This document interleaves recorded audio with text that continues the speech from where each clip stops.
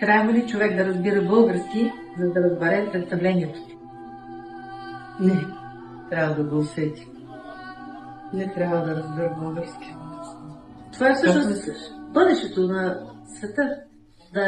Да няма език, който да ни разграничава.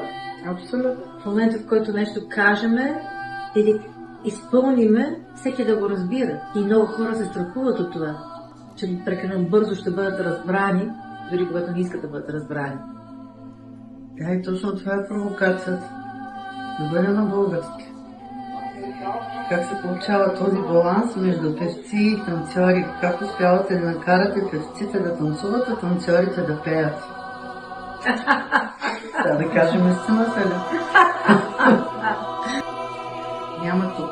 Няма тук език, има само любов и работа, според мен. Абсолютно.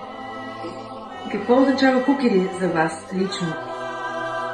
Спомняте ли кукери, Боя? Може да проекта на живота ми. Лична тема. Личен бак.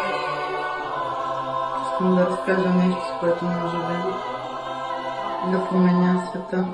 Хората да не се страхуват. Странно, че го казваш, защото за мен, когато ти за първи път ми разказа за твоите кукери, защото наистина е твоето бебе, ти каза, това е проекта на живота ти, аз осъзнах, че кукери е живот. Абсолютно.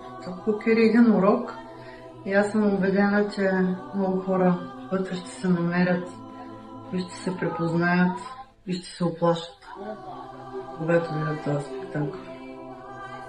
Кой е най-строг по време на репетициите? Тя. Имаше ли момент, в който си помислихте, че кукери няма да се състои? Не може да не се случи. Няма начин да не се случи. Ако не днес, то рано или късно ще се случи.